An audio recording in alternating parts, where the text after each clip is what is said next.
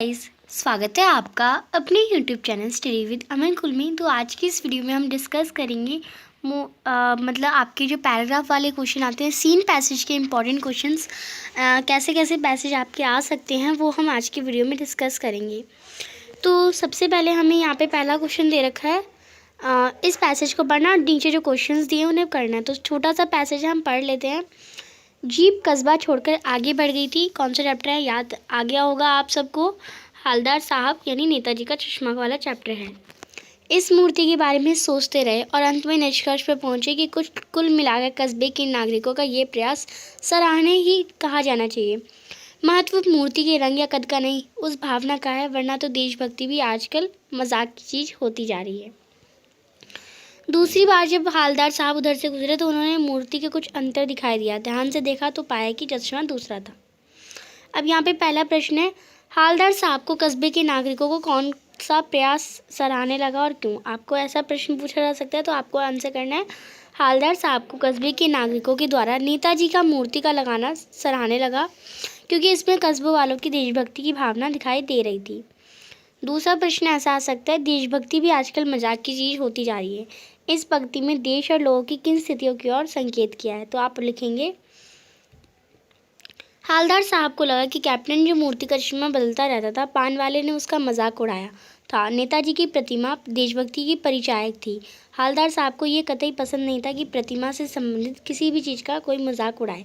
वह बार बार सोचते थे कि उस कौम का क्या हो, यानी उस देश का क्या होगा जो अपने देश की मतलब उस धर्म का क्या होगा जो अपने देश की खातिर घर गृहस्थी जवानी ज़िंदगी सब कुछ देश पर न्यौछावर करने पर हंसती है।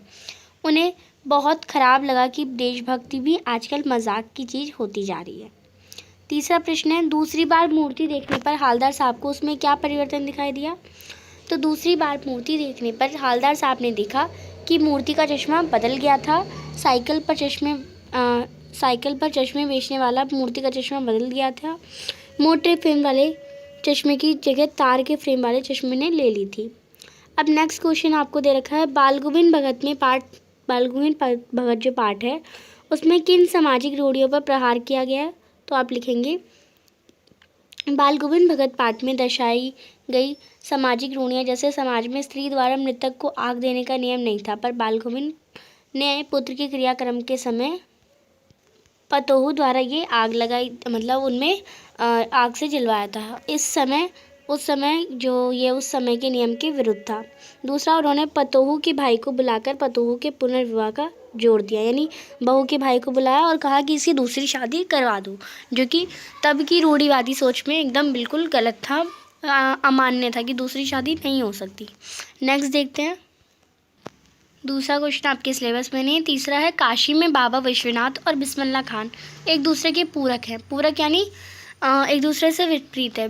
बाबा विश्वनाथ जी हैं शिव जी जो है वो हिंदू धर्म के देवता माने जाते हैं, बट बिस्मिल्लाह खान जो है वो मुसलमान है। तो ये एक दूसरे के पूरक हुए, तो इसको आपको अच्छे से आशय करना है। तो आप इसका आंसर करेंगे, आप लिखेंगे, काशी में बाबा विश्वनाथ और बिस्मिल्लाह खान एक दूसरे के पूरक हैं, या एक दूसरे से जुड़े हुए हैं, हम ये भी कह सकते हैं। काशी आज भी बिस्मिल्लाह खान के सिर पर सोती और जागती है। काशी में मरण भी मंगल माना जाता है। सबसे बड़ी बात यह है कि काशी के पास बिस्मिल्लाह खान है जैसा हीरा है, जो दोनों कौमों को एक होने की प्रेरणा देता है, यानी दोनों धर्मों को एक होने की प्रेरणा दे रहे हैं। नेक्स्ट क्वेश्चन देखते हैं, वर्तमान समाज को संस्कृत कहा जा सकता है या सभ्य। आप तर्क सहित उत्तर दीजिए, संस्कृत कहा जाएगा या सभ्य कहा जाएगा। हमें तो अब मेरे ख्याल से सभ्य कहा जाएगा। अब हम इसका उत्तर दे सकते हैं कैसे, वो देखते हैं हम। तो यहाँ लिखा है, वर्तमान समाज को संस्कृत की अपेक्षा हम सभ्य समाज कहा जा सकता है, यानी इस आंसर ने भी सभ्य ही बोला है। आज हमारे खान पीन, ओढ़ने पहनने, रहन सहन के तरीके, गमन आगमन, आने जाने के साधन सभी हमारी सभ्यता है। हम पूर्व पीढ़ियों द्वारा आकर्षित, यानी जो पहले लोगों ने बना लिया उसी पर आकर्षित, उसी के द्वारा काम कर रहे हैं, तरीकों और साधनों का प्रयोग कर रहे हैं। हमने स्वयं आवश्यकता की कल्याण की भावना से प्रेरित कोई आविष्कार नहीं किया। ऐसे में हम संस्कृत नहीं हैं, परंतु सभ्य अवश्य कहला सकते हैं। नेक्स्ट है यहाँ पे क्वेश्चन जो कि पद्यांश को पढ़ के आपको करना है। ऐसे क्वेश्चन भी आपके आ सकते हैं, हमारे हरी हारिल की लकड़ी, मन क्रम बचन नंद नंद उर, ये ऋण करी पकड़ी, जागत सोवत स्वम दिवस निसी, कान्हा कान्हा चक्री, सुनत जोग लागत है ऐसा ज्यो करई ककरी, सू तो ब्याधी हमको ले आए, देखी सुनी ना करी, या तो सुर तिनहि ले सोपो, जिनके मन चकरी। अब यहाँ से यहाँ तक आपका दे रखा था पैसेज पोएम। इसके आधार पर प्रश्न है, हारील की लकड़ी किसे कहा गया और क्यों? तो गोपियाँ हारील की लकड़ी कृष्ण के लिए कहती हैं, क्योंकि जैसे हारील पक्षी लकड़ी के आश्रय को नहीं छोड़ता, उसी प्रकार जो गोपियाँ हैं वो कृष्ण के आश्रय को नहीं छोड़ सकती या छोड़ना ही नहीं चाहती। उन्होंने मन, क्रम, वचन पूरी तरह से श्री कृष्ण को पकड़ रखा है। दूसरा प्रश्न है, तिन्हई ले सोपो में किसकी और क्या संकेत किया गया है? तिन्हई यानी तिनका। गोपियाँ उद्धव को कहती हैं कि हम तो पूरी तरह कृष्ण में हो गई हैं और हमें योग की ज़रूरत नहीं है, हमारा मन भ्रमित नहीं है। इस योग की आवश्यकता तो उनको है जिनका मन चक्री के समान घूमता रहता है, यानी एक जगह नहीं लगता, एक जगह नहीं टिकता, यानी आज इसके साथ फिर दूसरे किसी के साथ फिर किसी के साथ, ऐसा हो जिसका मन होता है उनके मन चक्री होती है। इसलिए ये जो योग है ऐसे लोगों को सौंप दो। तीसरा प्रश्न है, गोपियों को योग कैसा लगता है? तो गोपियों को योग कड़वी ककड़ी के समान लगता है। आप लिखेंगे, गोपियाँ कहती हैं कि योग उन्हें कड़वी ककड़ी की तरह लगता है, जिसे खाया या निगला नहीं जा सकता। गोपियाँ ये भी कहती हैं कि वे पूरी तरह कृष्ण में हो गई हैं, यानी कृष्ण के में समा चुकी हैं। नेक्स्ट हम क्वेश्चन देखते हैं, जयशंकर प्रसाद के जीवन में कौन कौन से अनुभव उन्हें आत्मकथा लिखने से रोकते हैं? तो आप लिखेंगे यहाँ से, जयशंकर प्रसाद अपनी आत्मकथा लिखने से बचे रहे थे। उन्हें लगता था कि उनका जीवन बहुत साधारण है, कुछ हुआ ही नहीं तो लिखूं क्या। इसमें कुछ ऐसा नहीं है जिसमें लोगों की किसी प्रकार की प्रसन्नता हो सके। उनका जीवन दुखद अनुभवों से भरा हुआ था, जिन्हें वह किसी और से बांटना नहीं चाहते थे। उनके मन के किसी के प्रति कोमल भाव और निजी भावना वह किसी अन्य के सामने नहीं रखना चाहते, यानी वो अपने इमोशंस को सबके सामने नहीं लाना चाहते थे। इन्हीं सब कारणों से वह अपनी आत्मकथा नहीं लिखना चाहते थे। दूसरा प्रश्न हम देखते हैं, बादलों की गरजना का आह्वान कवि क्यों करना चाहते हैं? उत्साह कविता की, यानी बादलों की गरजना को क्यों बुलाना चाहते हैं कवि? आपको कविता के आधार पे, यानी जो आपकी कविता है उत्साह, उसके आधार पे बताना है। बादलों की गरजना यानी बादलों को बुलाना, बादलों को गरजते हुए बुलाना से तात्पर्य है क्रांतिकारी स्वर भरना, यानी क्रांति लाना।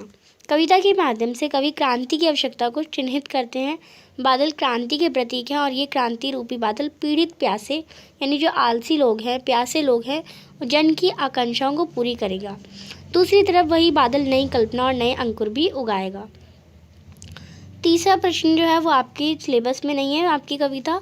चौथा वाला है, संगीतकार की हिचकती आवाज़ उसकी विफलता क्यों नहीं है? यानी संगीतकार में जो है वो थोड़ी बहुत आवाज़ कम होती है, हिचकती आवाज़ होती है, वो उसकी विफलता नहीं, वो उसकी सफलता है। क्योंकि संगीतकार जो होते हैं वो हमारे जो मुख्य गायक होते हैं उससे कम की आवाज़ में ही बोलते हैं, उनकी आवाज़ में हिचकिचाहट होती है। तो आप इसका आंसर करेंगे, यद्यपि संगीतकार की आवाज़ कमज़ोर और काँपती हुई तो परंतु वह आवाज़ की कमी उसकी विफलता नहीं थी। वह प्रयास करता है कि गायक के रूप से उसकी आवाज़ मुख्य गायक से अधिक महत्वपूर्ण ना हो जाए, यानी वो ज़्यादा अच्छा ना गा जाए मुख्य गायक से, वरना मुख्य गायक की कोई दर्जा नहीं करेगा। इसलिए उसकी विफलता नहीं, मनुष्यता का सूचक है। वह दूसरों को आगे बढ़ाता है और स्वयं को पीछे रखता है। नेक्स्ट, ये जो 11th क्वेश्चन है, इसमें ऊपर वाला आपके सिलेबस में नहीं है, बट हम नीचे वाला कर लेते हैं। मैं क्यों लिखता हूँ, पाठ के आधार पर बताइए कि विज्ञान के दुरुपयोग से किन मानवीय मूल्यों की क्षति होती है, इसके लिए हम क्या कर सकते हैं। तो आप लिखेंगे, मैं क्यों लिखता हूँ, लेखक के अनुसार आज विज्ञान का दुरुपयोग कई तरह से हो रहा है। देश विदेश विकास के लिए जीवाश्म ईंधनों का बढ़ चढ़ कर उपयोग कर रहे हैं, जिससे हमारा पर्यावरण धीरे धीरे विनाश की ओर बढ़ रहा है। कई देश एक से बढ़कर एक जैविक हथियार तैयार करते हैं। जैसे हम पॉइंट्स में लिख सकते हैं, हिरोशिमा में हुए विस्फोट के हमले कांड मानवता की क्षति हुई, यानी हिरोशिमा में आपको पता है एटॉमिक बॉम्ब गिरा दिया था, जिससे आज भी वहाँ के लोग जो है ना विकलांग पैदा होते हैं। ये सब आप लिख सकते हैं। दूसरा, विज्ञान ने यात्रा को सुगम बनाने के लिए हवाई जहाज, गाड़ियों आदि का निर्माण किया, इसकी वजह से जिससे हमारा पर्यावरण जो है प्रदूषित हो रहा है। तीसरा, हम लिख सकते हैं, चिकित्सा के क्षेत्र में अल्ट्रासाउंड का दुरुपयोग किया जा रहा है। लोग घर में पले रहे शिशु की लिंग की जांच करते हैं, यानी वो देखते हैं कि बच्चा जो है लड़का है या लड़की, एंड अगर लड़की होती है तो उसे गर्भ में ही यानी पेट में ही उसकी हत्या कर देते हैं। तो ये भी विज्ञान का बढ़ा है, पर हमारी सोच जो है वो घटिया होके उससे हमारा नुकसान हो रहा है। विज्ञान का दुरुपयोग रोकने के लिए सबसे पहले हमें अपने आप से शुरुआत करनी होगी। मैं ये कोशिश करूँगा कि मेरे कारण पर्यावरण को कम से कम नुकसान पहुँचे। उसके बाद मैं अपने समाज में विज्ञान के दुरुपयोग के बारे में जागरूकता फैलाऊँगा। पर्यावरण साफ होगा तभी हमारा जीवन सफल होगा। तो नेक्स्ट क्वेश्चन देखते हैं। तो यहाँ पे आपको इस काव्यांश को पढ़ के उत्तर देने हैं। तार सप्तक में जब बैठने लगता है उसका गला, प्रेरणा साथ छोड़ती हुई उत्साह अस्त होता हुआ, आवाज़ में राग जैसा कुछ गिरता हुआ, तभी मुख्य गायक को ढास बाढ़ाता कहीं से चला आता है संगीतकार का स्वर, कभी कभी यूं ही दे देता है उसका साथ। तो ये कौन सी कविता है? संगीतकार कविता है।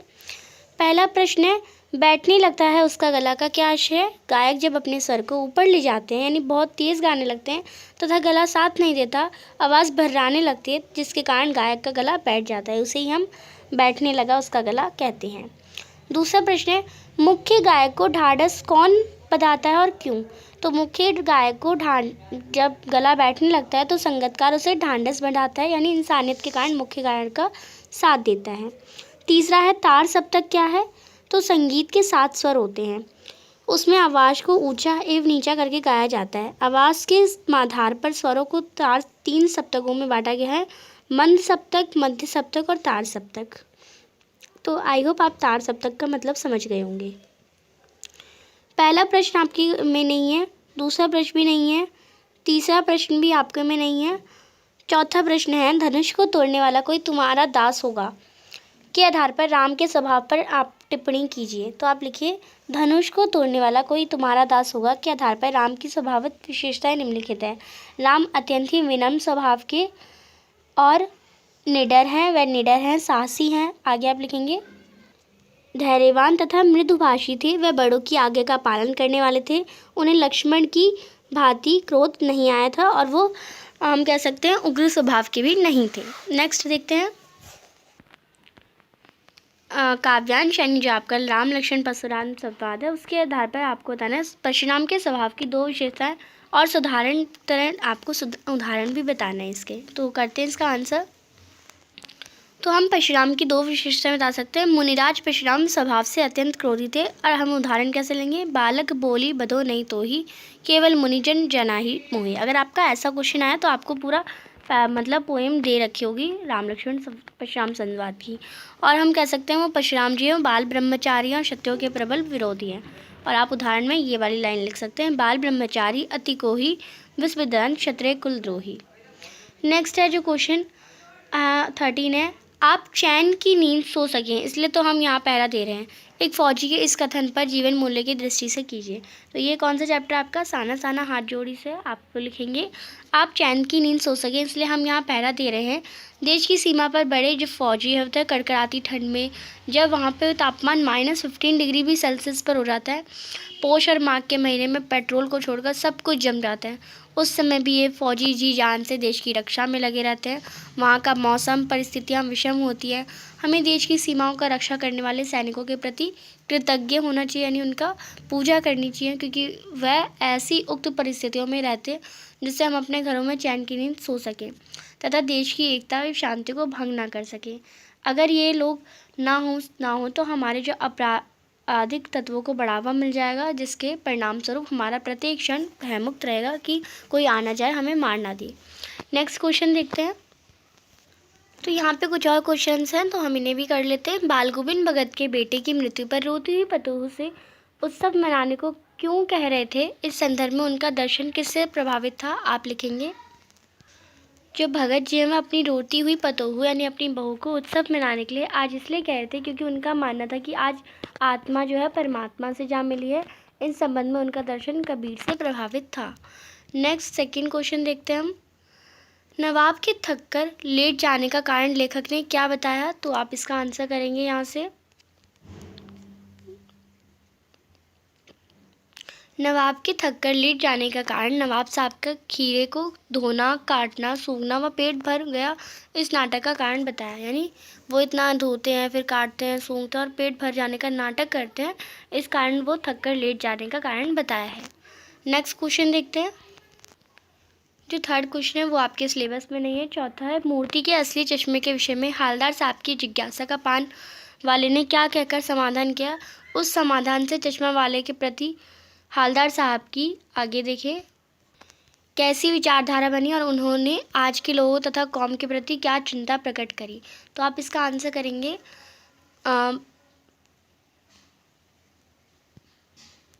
हाँ, यहाँ से मूर्ति के असली चश्मे के विषय में हालदार साहब की जिज्ञासा का पानवाले ने ये कहकर समाधान किया कि माँ साहब मूर्ति पर चश्मा लगाना भूल गया था।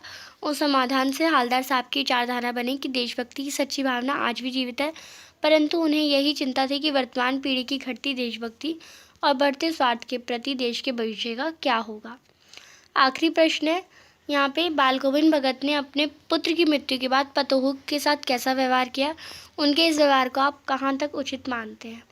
तो हम लिखेंगे, भगत ने अपने पुत्र की मृत्यु के बाद पतोहू यानी बहू के साथ बहुत अच्छा व्यवहार किया। उन्होंने उसके भाई को सौंप दिया व पुनः उसका विवाह करने का आदेश दिया। वह उसके मना करने पर घर छोड़कर जाने की दलील दे डाली। उनके इस व्यवहार को हम पूर्ण रूप से उचित मानते हैं, क्योंकि पति की मृत्यु के बाद पुनः विवाह न करना व ऐसी ज़िंदगी जीते रहना उचित नहीं है। नेक्स्ट देखते हैं, यहाँ पे कुछ प्रश्न है फसल पोएम से। पहले यहाँ पे पोएम दे रखी है। फसल क्या है, और तो वह कुछ नहीं, नदियों के पानी का जादू है वह, हाथों के स्पर्श की महिमा है, भूरी काली संदली मिट्टी का गुणधर्म है, रूपांतर है सूरज की किरणों का, सिमटा हुआ संकोच है हवा की थिरकनता। आगे हम प्रश्न देखते हैं। पहला प्रश्न है, फसल नदियों के पानी का जादू किस तरह है, बताइए।